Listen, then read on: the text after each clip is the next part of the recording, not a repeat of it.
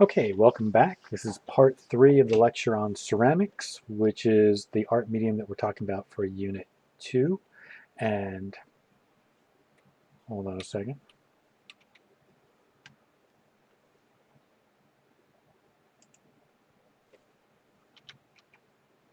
Oh, we're at the beginning. That explains it. Okay, when we last left off, we were talking about sculptural ceramics, and I just was making the point that although in the ceramic field we spend a lot of time talking about vessels, not to remember that sculptural ceramics, ceramics used to make works of sculpture, has always been an important part of ceramic traditions, and some of really beautiful works of art, such as like these very cute Veracruz culture and Colima culture, ceramics that you could see at many American museums. They are extremely beautiful and gorgeous ceramics works, and they are sculptural, not and figurative, not vessels for holding things. And we have just a little bit more to go, but I did, if you remember, on the last lecture, when we got to the 2 slides about contemporary ceramics, everything was without labels completely.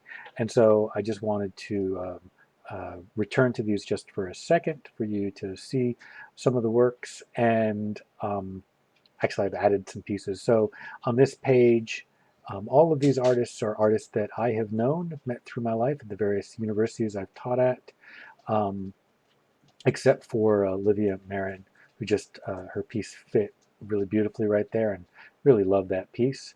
But I admire all of these ceramicists, and I admire their work. And as I mentioned before, Professor Ian Childers is a ceramicist here at MEW, and Al Holin, she was a ceramicist at MEW. Now she teaches in Indiana, I think Southeastern Indiana universities, or whichever one is in Evansville, I believe. And then here on this page, these are all other ceramicists, um, most of whom I didn't know that much about until I started doing research for adding contemporary ceramicists to this lecture. Rebecca Warren is an artist who I've known about for a long time. And she kind of is a contemporary artist who uses ceramics, but I think a lot of ceramicists don't consider her a ceramicist because a lot of times her ceramics works are unfired, and that's considered some almost like heresy in some parts of the ceramics world. Okay, so the last part of this ceramics lecture is to talk a little bit about um, the change in Greek ceramics from the geometric period to the Orientalizing period to the black figure period to the red figure period. And the reason why I'm going to cover that is, one, just because when we get to the next unit, Unit 3, and we're talking about classical Greek culture, this is a very important part of that story of the development of classical Greek culture.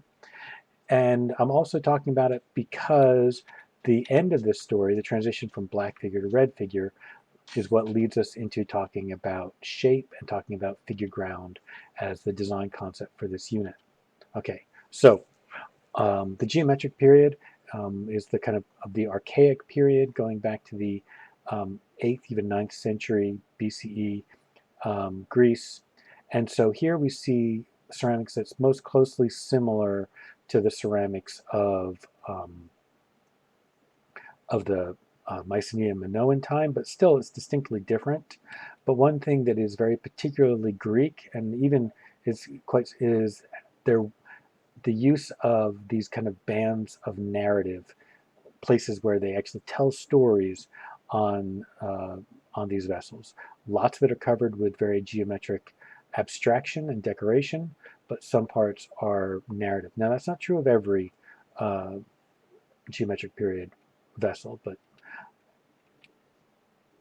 before we get too far on into talking about the development of Greek ceramics, we need to cover some of the basic names of Greek vessels. Most importantly is the amphora. In your art activity for Unit 2, you're going to have to make out of some form of Play-Doh, make an amphora, and it can be any of these 3 types of amphoras or other amphoras that you've researched, right? But also hydras, and And craters are especially important, and I frequently will talk about a kylix because I find them to be very interesting. A kylix is a drinking bowl, primarily for drinking wine, and one of the things that's most fun about the kylix vessel form is that the decoration on the inside is always supposed to be something a little bit trippy, a little bit psychedelic, because the idea is that's a huge bowl of wine, a very strong wine, and by the time you drunk the whole thing, you should be pretty smashed. And so therefore what you see, like oftentimes the imagery is like a big giant eye staring at you, or a Medusa, and so it's supposed to be a little bit of a startling kind of image to mess with someone who's at least partially drunk. Okay, so like I mentioned before, a major influence, a major event in Greek ceramics in this shift away from the geometric period was this influence from the East, from the Persians and the different peoples like the Lydians who were vassals of the Persians in Asia Minor. One of the things to understand is that the Greeks were not alone in the Mediterranean world. All along the western part of Asia Minor, what is today Turkey, there were other peoples, some of them very similar to the Greeks, some who spoke languages similar to the Greeks, and had cultures very similar. And there were even Greek people on the very edges of that coast.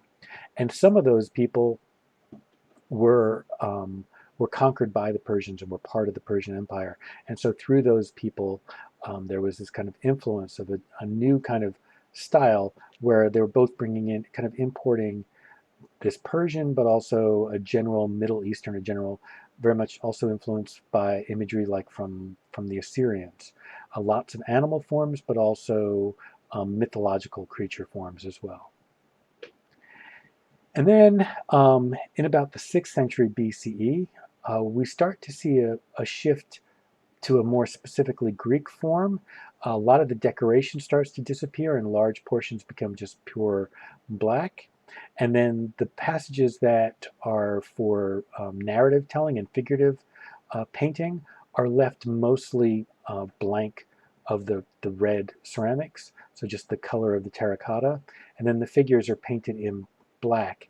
And then the artist would scratch into the black glaze. And this particular black glaze, by the way, is actually technically a type of slip, which is a very thin type of ceramics, for those of you who want the technical information. But anyway, they would then scratch back into it to create all the linear details on the figures. And the Achilles and Ajax amphora here is a piece that we will see multiple times and is a pretty important piece in the history of Greek art. And then then we have this kind of transition where into the 5th century BCE, we go from black figure to red figure. And what essentially happens is that the artists somehow at some point decide to completely flip it.